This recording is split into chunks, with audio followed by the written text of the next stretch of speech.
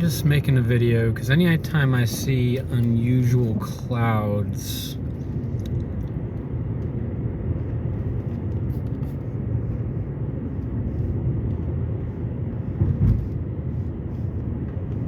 they tend to be connected to spiritual events, and nothing paranormal about that, but it looks like a bird to me, like big dark bird.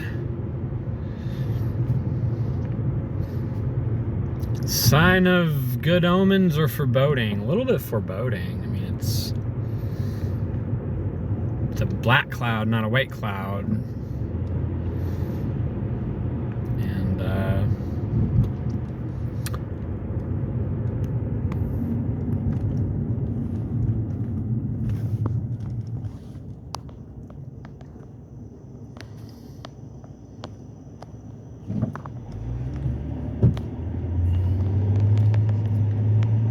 I believe in the existence of unidentified aerial phenomena, and that is a very broad category that could involve the fairykin just as easily as aliens or other strange beings. Kind of part of a, well, without getting into detail about that, I just want to say that unidentified aerial phenomena. I heard a YouTuber whose channel is dedicated to that, and I noticed he was calling it unidentified anomalous phenomena, and I was like, wait, it's the term UAPs for aerial. That was the agreed upon meaning, but I actually think unidentified anomalous phenomena is actually better, because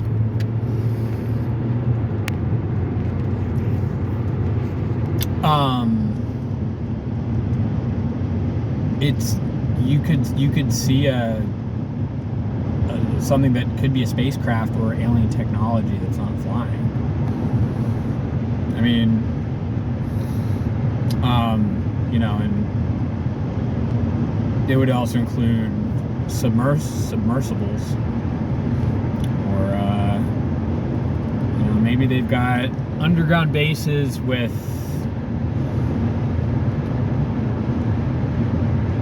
quantum engineered gravity beams that it uses to control the world's banking systems.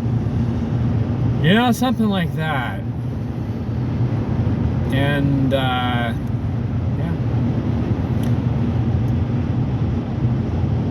So I just keep an eye out on anomalies. And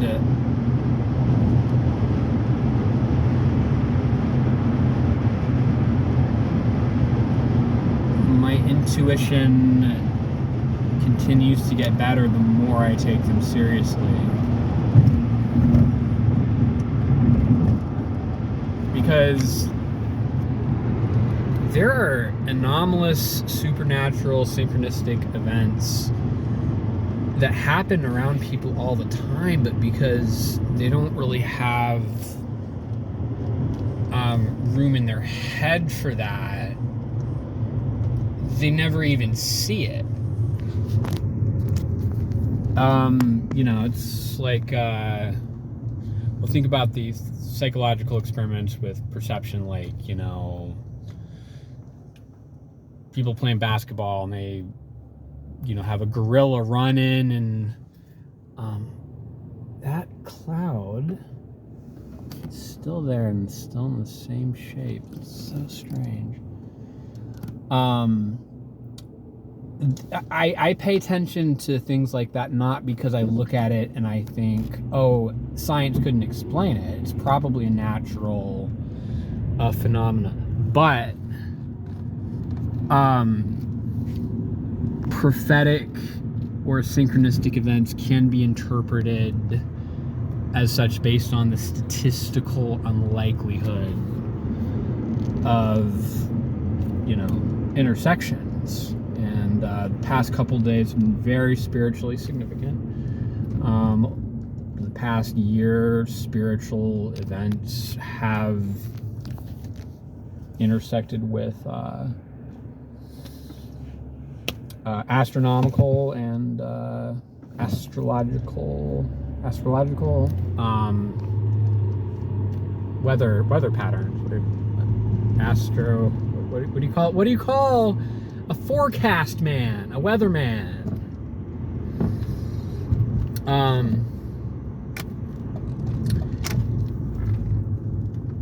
And that actually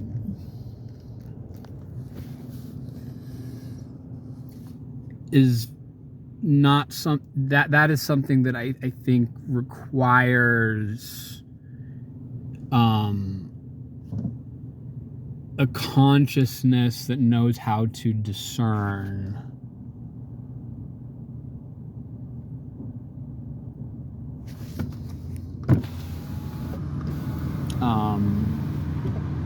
the symbolic nature of events. So anyway, yep. Somebody was just peeping over at me. I think they thought I was filming them, even though my camera was not aimed at them. Anyway, those are my thoughts. I have not made a vlog or YouTube video in a really long time. So this is really, really good. The more I look at that cloud, the weirder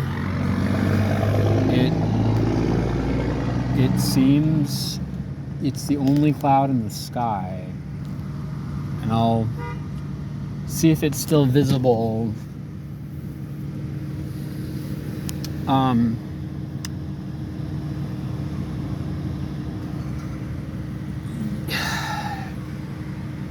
I saw a video with Gary Nolan, who is, I think, one of the smartest, most accomplished scientists in the world. He's a biologist, and he has done amazing work. Listening to him talk,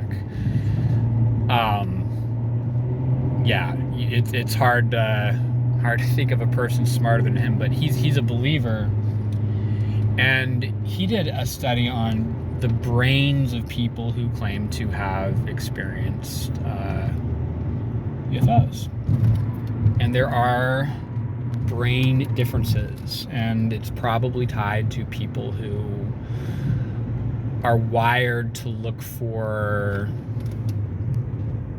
patterns that most people are wired to filter out. And usually lights in the sky don't really pertain very much to, survival. So we don't get genes, we get genes that pass down our propensity towards seeing tigers in the bushes, right?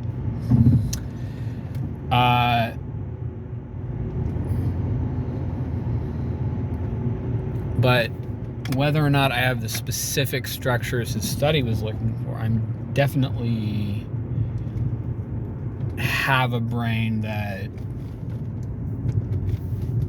looks for anomalies. And before I knew that I could expect to actually experience anomalies or paranormal events or supernatural in the actual real physical world in which I live, I didn't look for UFOs. And once in a while I'd look up at a light and be like, hey, wouldn't that be cool if that was a UFO? I'll just watch it for a minute to see if it moves. And then I get bored with it.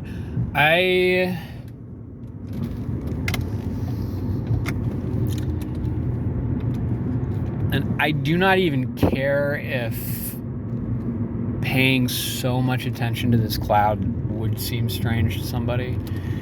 Because if I look at, if my brain says, anomaly 10 times, and 10 times nothing really comes of them, they're just unusual events, well, 1 out of 10 times is a pretty good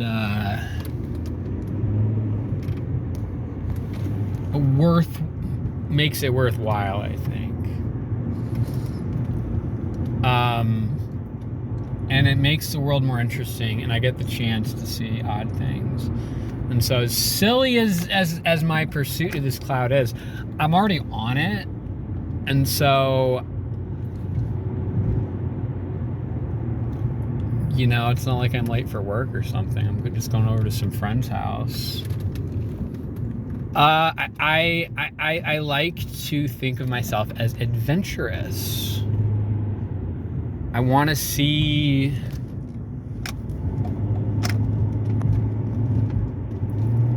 I've had to deal with such a shitty life that any chance to experience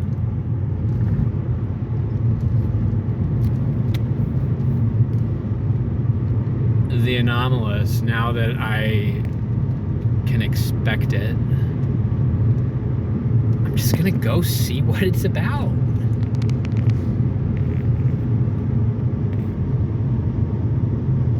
And I'm way off course now. I'm away from the lights.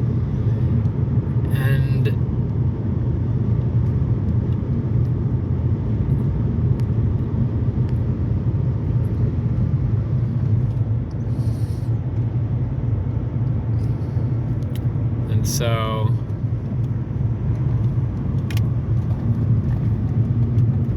when I finally find romance again, I think that one of the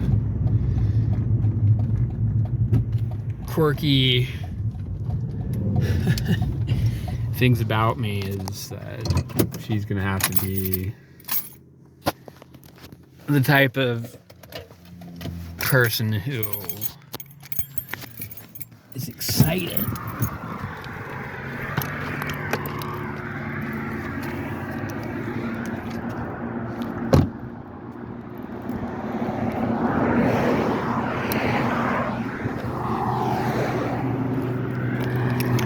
And another thought about this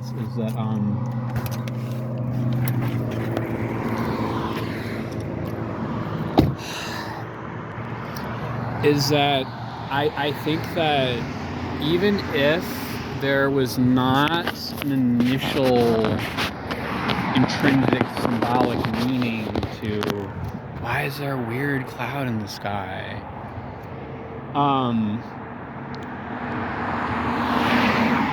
you can still choose to project symbolism on something and have it become the thing that you want it to be.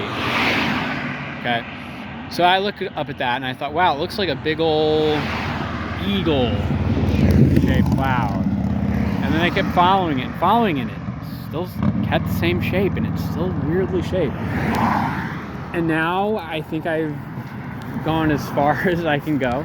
What is the meaning of this little sojourn? The meaning of it is that I am making a choice to become the type of person who doesn't need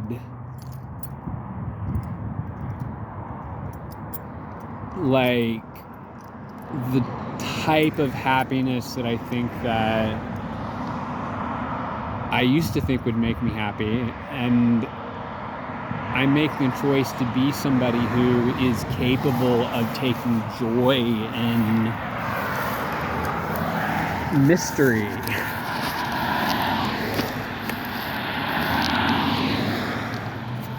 And and seeing the lights.